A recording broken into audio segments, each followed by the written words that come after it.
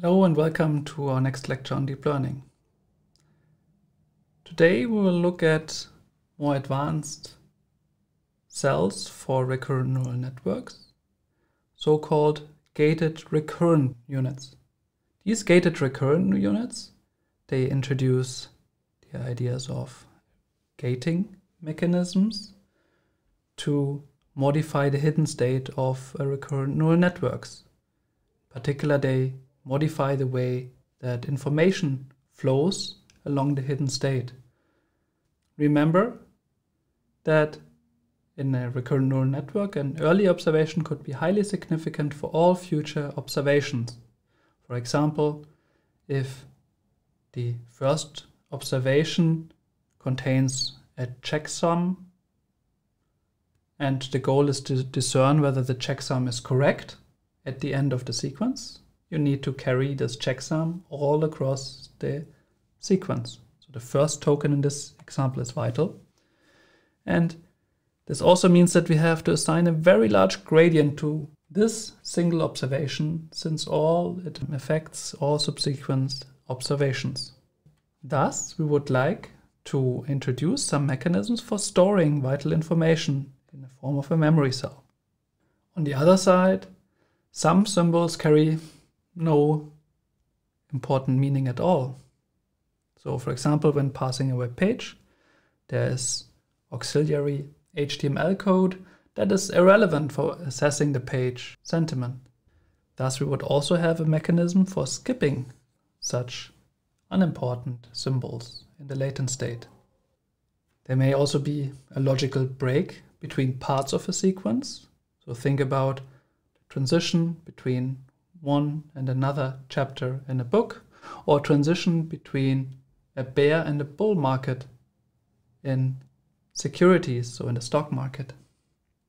We would like to have a means for resetting our state representation. These ideas are provided on the one hand by the long short-term memory by Hochreiter and Schmidhuber, proposed in 1997. And on the other hand by the newer gated recurrent unit, or GRU, by Cho et al. In 2014, which is slightly more streamlined than the LSTM, but offers comparable performance and significant faster compute than the LSTM. Because it's simpler, we will start by the GRU. GRUs support the idea of gating the hidden state. They have several mechanisms. Well, they have a mechanism for deciding when the hidden state should be updated. They have a mechanism for when the hidden state should be reset. And these mechanisms are all learned. So they are parameterized functions. If the first symbol is important, we will learn not to update the hidden state after the first observation. We will learn to skip irrelevant temporary observations. We will learn to reset the latent state whenever it is needed and useful. These gates, so we have two types of gate. We have reset gates and update gates. They are vectors that have entries in the range between 0 and 1.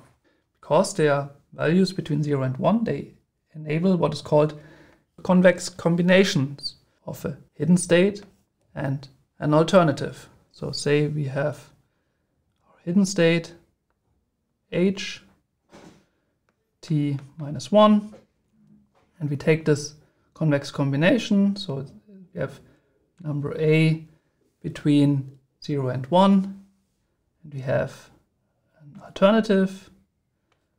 Let's call this alternative h tilde. Then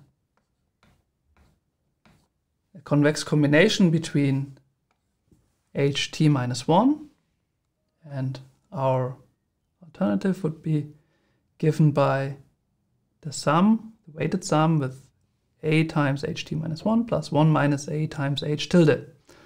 So this would be then our next hidden state, for example. Yeah? These gates, they are vectors, so they actually would do this entry-wise. So in this example, I did it with a scalar, but these gates in these neural networks, they do it entry-wise. So you have two vectors, and you multiply each entry of the vector by a number between 0 and 1. So you have two alternatives. Alternative 1 is multiplied by AI, and alternative 2 is multiplied by 1 minus AI. So together, these weights add up to 1, and you basically have a weighted average between your two alternatives. So that's the idea of gating and a convex combination. For instance, there can be a reset variable that would allow us to control how much of the previous state we might still want to remember, and an update variable would allow us to control how much the new state, ht, is just a copy of the old state. So if this update variable is large, it basically means that we're just copying over the old state to our new state. So let's look at our GRU. So the inputs for both reset and update gates in the GRU, so we have this reset gate and the update gate, they take as input xt, goes in here,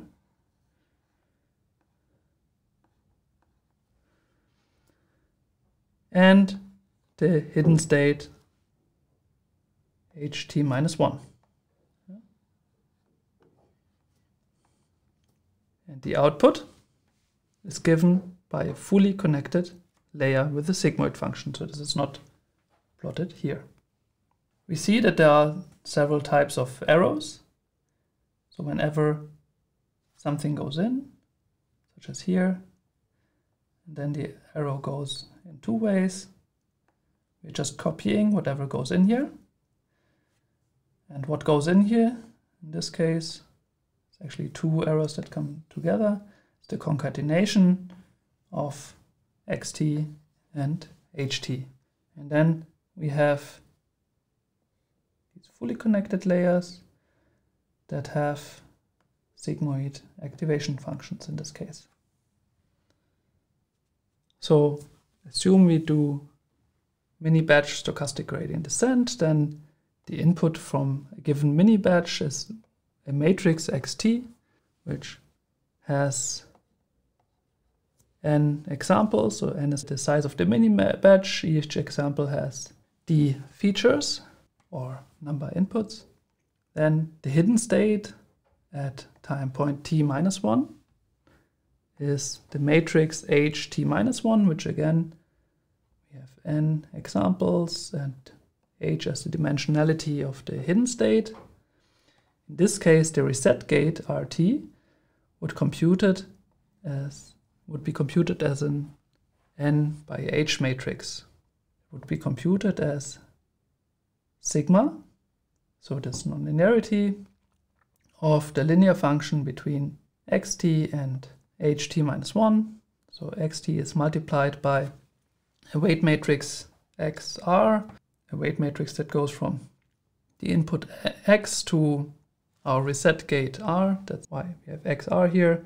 And the last hidden state is multiplied by another matrix that has indices h, the hidden, to r, our reset gate, plus a bias br. And we have an update gate, zt, which is an n number samples times number hidden dimensions matrix, which is similarly computed as a linear function of x multiplied by x wxz plus the last time point hiddens ht minus 1 times a weight matrix whz plus a bias bz. And all these weight matrices are weight parameters and all the b's are biases. And by applying the sigmoid function sigma here, we transform the values to the interval 0, 1. For example, the logistic sigmoid goes from an input in R to the range 0, 1. And because these values R and Z are between 0 and 1, they're useful as gating variables. So to build convex combinations, as we just introduced. Now, in a conventional deep recurrent neural network, we would just compute the hidden state at time point t using some nonlinearity, for example, a tanh function of xt and the last hidden state ht minus 1. Multiply these by weight matrices, add a bias. Now in the GRU we replace exactly this computation. Instead of computing just directly the hidden state, we first compute a so-called candidate hidden state, which we denote by h tilde t. So this h tilde t also has this nonlinearity, and it's a linear function of xt plus the last ht minus 1 pointwise multiplied. So this dot with a circle is the so-called Hadamard product or pointwise product. So these two matrices have exactly the same size, and we multiply the entry ij with the entry ij of the other one. So the result of this pointwise multiplication is a matrix of the same size. It has this, so the ijth element of the result is the product of rtij and ht minus 1 ij. And this pointwise product is then again multiplied by a weight matrix and the bias is added. So instead of directly taking the last hidden state, we actually multiply each entry in the hidden state by the corresponding entries in RT, which are values between 0 and 1. Yeah, because RT is computed from a sigmoid function.